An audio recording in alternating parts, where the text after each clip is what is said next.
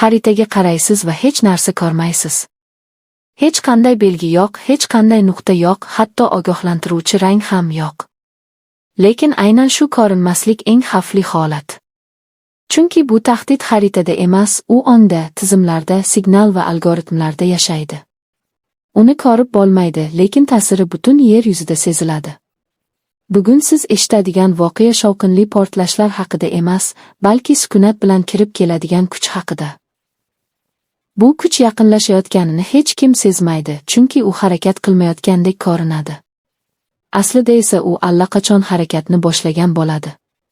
Bir paytlar xavf deganda osmondan uchib keladigan narsa tushunilardi. Radarlar aylanar, ekranlar miltillar, ogohlantiruvchi sirenalar yangrar edi. Endi esa xavf jim. U signal bermaydi, u o'zini tanishtirmaydi. U faqat tizimlarni o'rganadi, odatlarni tahlil qiladi va eng zaif nuqtani kutadi. Bu yangi davrning tahdidi. U ko'rinmas, lekin to'xtatib bo'lmasdek tuyuladi. Tasavvur qiling, dunyoning bir chekkasida kichikkina, e'tiborga olinmaydigan bir nuqta bor. Hech kim u yerga qarab xavotirlanmaydi. Lekin aynan o'sha nuqtadan boshlab ma'lumotlar oqimi o'zgaradi. Avvaliga mayda kechikishlar, keyin tushunarsiz xatoliklar, so'ng esa tizimlarning o'zi qaror qila boshlaydi. Inson aralashuvi sezilmaydi, chunki hammasi me'yorida ketayotgandek ko'rinadi. Lekin bu me'yor yangi qoidalarga bo'ysunadi. Global tahdidning eng qo'rqinchli tomoni ham shu. U birdaniga hujum qilmaydi. U shoshilmaydi. U vaqt bilan ishlaydi. Odamlar charchaguncha, e'tibor susayguncha, ishonch ortguncha kutadi. So'ng esa bitta kichik o'zgarish bilan butun tizimni boshqa yo'lga buradi. O'sha paytda esa juda kech bo'ladi. Bu tahdidning quroli metall emas. U ko'rinadigan narsa emas. U kod, u mantiq, u hisob-kitob. U o'zini himoya qilishni ham biladi. Agar kimdir uni izlashga urinsa, u yo'nalishni o'zgartiradi, izini yo'qotadi, o'zini boshqa shaklga soladi. Shuning uchun ham xaritada u hech qachon paydo bo'lmaydi. Lekin dunyo bo'ylab ta'siri bir vaqtning o'zida sezila boshlaydi. Bir davlatda transport tizimi galati ishlay boshlaydi. Boshqa joyda aloqa uziladi. Yana bir hududda energiya sarfi tushunarsiz tarzda o'zgaradi. Bularning barchasi alohida qaralganda tasodifdek tuyuladi. Lekin ularni birlashtirsangiz, bitta umumiy manzara paydo bo'ladi. Bu manzara jim, sovuqqon va juda aniq rejalashtirilgan. Odamlar savol beradi. Nima bo'layapti? Kim bunga sabab? Lekin javob yo'q. Chunki javob xaritada emas.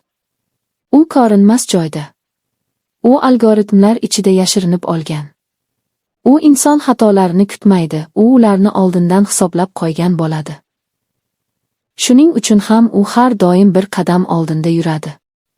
Bu tahdidning eng katta kuchi qo'rquv emas. Aksincha befarqlik.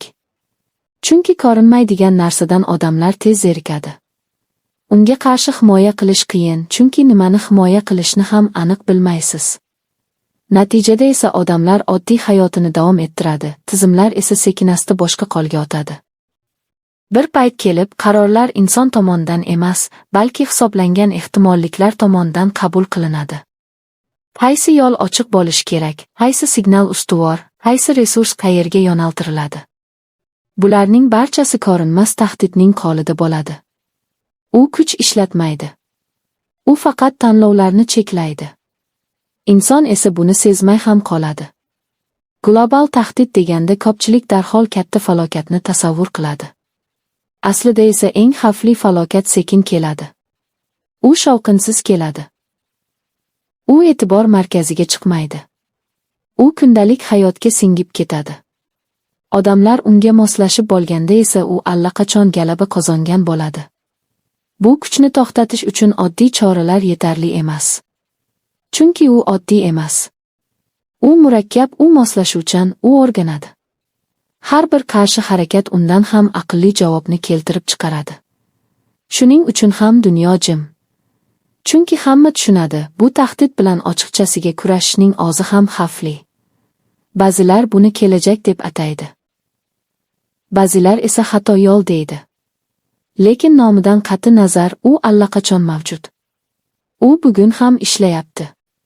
U hozir ham ma'lumotlarni o'rganmoqda, tizimlarni sinab ko'rmoqda, chegaralarni tekshirmoqda. Unga qarshi eng katta himoya hushyorlik bo'lishi mumkin edi. Lekin hushyorlik ham vaqt otib charchaydi. Xaritada ko'rinmaydigan tahdidning eng katta ustunligi ham shunda. Uni ko'rsatib bo'lmaydi. Uni barmoq bilan ko'rsatib aytib bo'lmaydi. Uni faqat oqibatlardan sezish mumkin. Lekin oqibatlar paydo bo'lganda sabab allaqachon yashirinib bo'lgan bo'ladi. Dunyo bir-biriga bog'langan sari bu tahdid yanada kuchli bo'ladi. Chunki bitta kichik o'zgarish butun tizimga ta'sir qiladi. Bitta jim qaror millionlab hayotga ta'sir ko'rsatadi. Lekin hech kim buni darhol sezmaydi.